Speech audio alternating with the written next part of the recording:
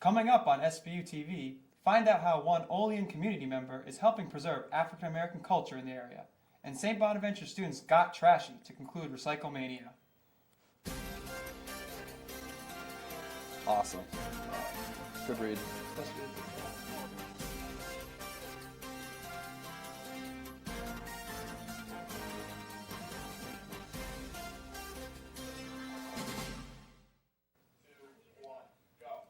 Hello, and welcome to SBU TV. I'm Chris Spiker. And I'm Joe Bucher. Olean's history is richer than many would think. One woman is helping to spread and keep alive the culture of the small western New York metropolis. Matthew Turnquist has more. I'm living a dream. I am living my dream. Della, the director of the African American Center for Cultural Development, is providing a place where Olean's history can be rediscovered. I've always been interested in African American history. Through my years in school, there was hardly anything about African Americans in history books. I have always had to look for it myself to get some information, and then it seemed like insatiable. I had to dig more and share more. Recently, the center located at 8 Leo Moss Drive hosted an event featuring tales of 4 historical women and Sarah Johnson, a local heroine and escaped slave. It was a packed house. You could not get one more person in this building. And I was so happy. I still haven't come down yet. We wanted to have a place where we can put all these resources, the articles, the memorabilia, and the history together. While the center has been successful over the last 2 years at its current location, Moore, the former South Philadelphia native, hopes to find a larger, permanent home. Bethany Lutheran Church and Olean Food Pantry said, here, share this space with us. But we're still looking for a place of our own, a permanent place of our own. I love the area, and it has a rich history of giving. So anybody out there know of a building that, centrally located that they want to get rid of for tax purposes or whatever, please, okay? We'd love to have it, and we'd do so much for it. For SBU TV, I'm Matthew Turnquist. Moore says that anyone is welcome at the center to research and discover more of Olean's history. One St. Bonaventure senior overcame some serious health issues in his youth and is now doing what he can to help others suffering from similar problems. Joe has a story. In 2001, I was diagnosed with ALL leukemia. I underwent 3 years of intense chemo and radiation and still couldn't find myself in remission. In June of 2004, I received my bone marrow transplant from a gentleman named Christopher O'Connor. I met Chris a year after my transplant, and ever since then our relationship has flourished. He's one of my best friends in the entire world. For his senior capstone, Kevin McCory decided to organize a bone marrow drive in the lobby of Shea Laughlin Hall at St. Bonaventure University's campus. We're having people sign up to be on the national registry to see if they're a possible match for somebody undergoing cancer-related or bone marrow-related problems. Because of one of these functions is the reason that I'm still here today. What I want to do is I want to get as many people to sign up on this registry so that I could find a potential match for somebody. If I could find just one match for somebody in their family, then I would feel like I have done my deed and repaid Chris and repaid the National Bone Marrow Registry. Over 100 people joined the National Bone Marrow Registry on Thursday. This is going to be the first of many. Each year we're going to work with Be the Match on St. Bonaventure's campus, and we're just going to try and get as many people as possible to sign up. The more people we get to sign up, the better chance we have at finding a match for somebody and saving somebody's life and saving a family. For SBU TV, I'm Joe Bucher. For more information on how you can join the National Bone Marrow Registry, visit bethematch.org.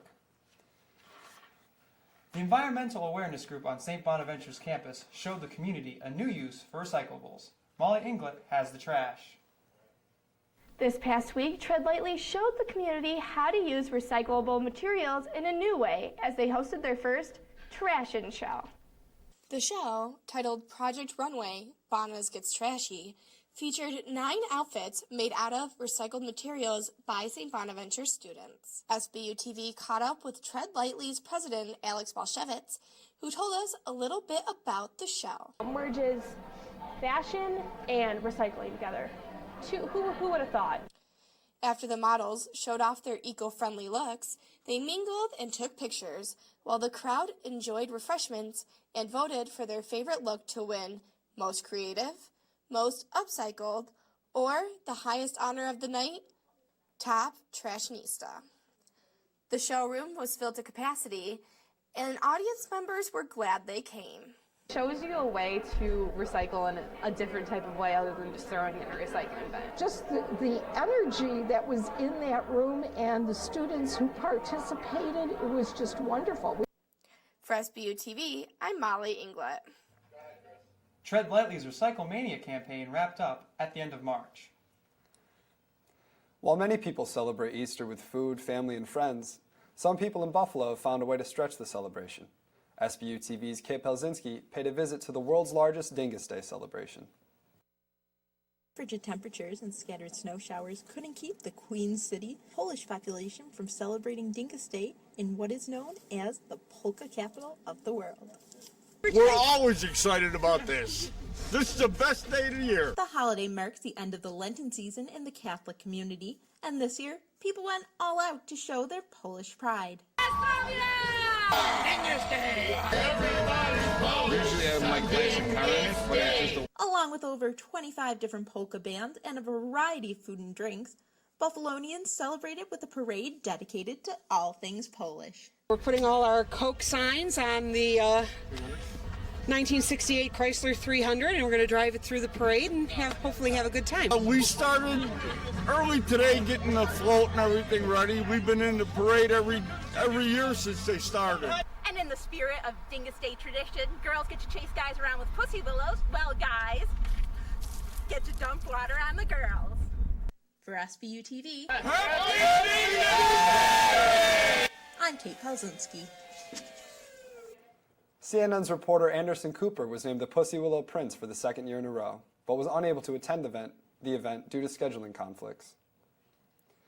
Coming up in sports, the Harlem Globetrotters rock the Reilly Center, and St. Bonaventure announces its Spring Sports Symposium.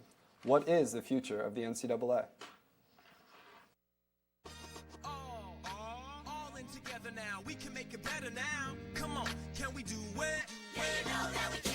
We'll rope it up, cause we know how to jump. We'll roll it out, cause we know how to skate. We'll cut it down, cause we know what to eat. We'll swap it out, we eat healthy stuff. Can we do it? Yeah, you know that we can. Can we do it? Just moving a little and eating better every day can help make you and your child healthier. Search We Can to find doable tips and activities that you can use every day.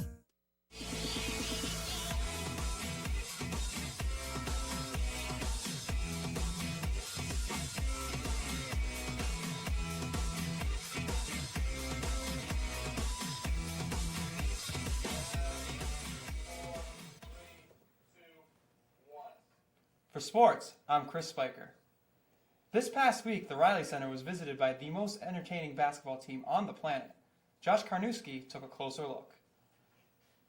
On Wednesday, April 3rd, the Harlem Globetrotters visited the Reilly Center at St. Bonaventure University. Prior to the game, the Harlem Globetrotters Magic Pass event allows fans to come get autographs, shoot with the Harlem Globetrotter ball, and learn to spin a ball on their finger. Their main performance started at 7 o'clock for all fans. That's your boy. Ladies and gentlemen, introducing Justin Bieber. Scooter Christensen, an 8-year Globetrotter, explained to me his experiences over his time with the team. We play every night, you know, sometimes twice a day, and I think the most memorable is just making the kids smile, man, because, you know, I tell the fans, you know, when you come to a Globetrotter game, you always leave home smiling or laughing. You never remember the score because you always remember something funny happened during the game, you know. I think that's our goal for every night. After their game and only end on Wednesday night, the Globetrotters will finish up their North American tour over the next 2 weeks before taking their tour overseas all around the globe over the next 2 months. I always tell people I've been to Jerusalem, I've been to Africa twice. In 2006, I've been in Iraq to play in Baghdad to play for the troops, and actually had the opportunity to play on the aircraft carrier where F-16s come down on the moving ship. So if it wasn't for the Globetrotters, I definitely wouldn't have had that opportunity. He doesn't know, bro. Christensen also added that the Olean crowd is always a fun one to play for. The crowd here was rocking, man. I mean, I actually am excited. Can't wait to see what they got in store for us tonight, because usually the crowd give us energy, and they definitely give us energy here. We want to give that energy right back to them, so it's going to be fun. For SBU TV, I'm Josh Carniewski. The Globetrotters have now visited Olean 3 years in a row, and they hope to come back next year. Paul Wieland sat down with SBU TV to announce the panelists of SBU's biannual sports symposium. Marissa Bruno has the details. The Dick Joyce Sports Symposium is in honor of an alumnus who died a few years ago, who was the sports editor of UPI. St. Bonaventure's Giandoli School of Journalism and Mass Communication and Bonaventure Stables will host the Dick Joyce Sports Symposium Tuesday, April 23rd at 1:30 in the Dresser Auditorium. Every 2 years, the symposium brings in people from the world of sports. 2013 panelists include Bernadette McLeod, Jerry Sullivan, Charles Pierce, and St. Bonaventure's own Jim Marchioni and Steve Watson. We'll discuss the NCAA, its present and its future. The event will actually kick off the night before to give what's called the John Domino Award. From SBU TV, I'm Marissa Bruno. The event is open to all students, faculty, and the public. That's all this week for SBU TV. From all of us here in the Coop Lab, thanks for watching.